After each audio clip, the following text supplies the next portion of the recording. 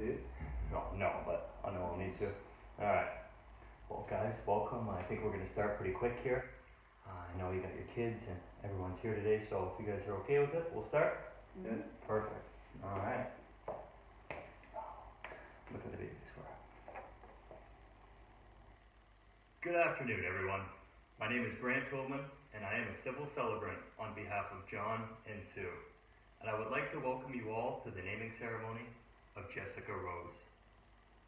Today is a special day for Jessica, John, Sue, Nicholas, Madeline, and Joshua, and family and friends, as we acknowledge and formally welcome this little girl into our community. This age-old tradition allows for the recognition that John and Sue have brought new life into the world, as we recognize Jessica Rose before us today to be named. Friends and family of Jessica Rose, you have been invited to take part in a ceremony to welcome this child into the family unit and into the circle of their relatives and friends.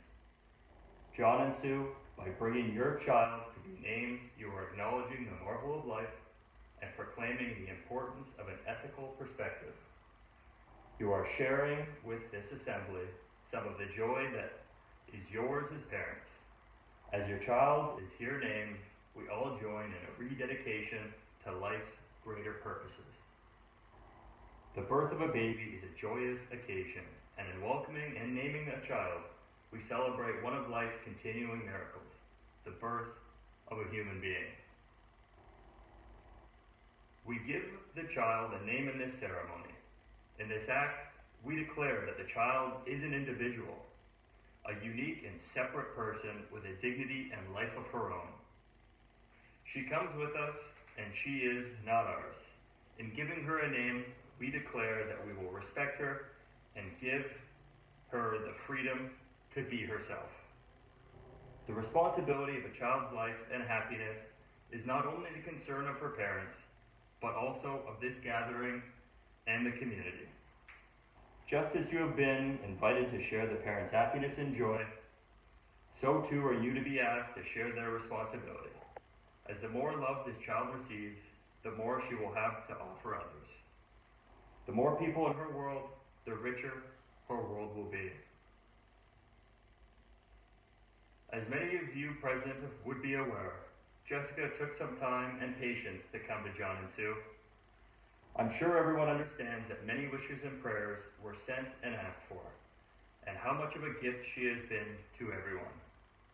And since Jessica was brought home from the hospital, this family has been so thankful and blessed to have been grown by one. And with that, I would like to read a poem by Khalil Gibran titled On Children from Prophet. This poem symbolizes the deep appreciation this entire family has for Jessica's arrival, and acknowledges the pure joy and happiness both John and Sue experienced together when they found out this little miracle was going to join their family.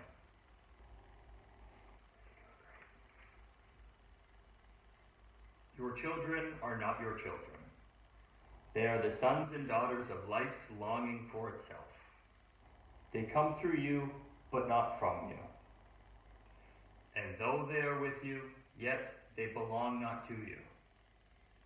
You may give them your love, but not your thoughts. For they have their own thoughts. You may house their bodies, but not their souls.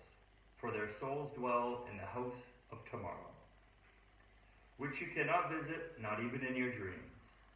You may strive to be like them, but not seek to make them like you.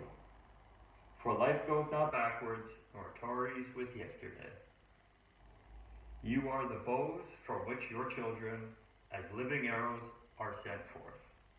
The archer sees the mark upon the path of the infinite, and he bends with you his might, that his arrows may go swift and far. Let your bending in the archer's hand be for guidance. For even as he loves the arrow that flies, he also loves the bow that is stable. It's a personal favorite.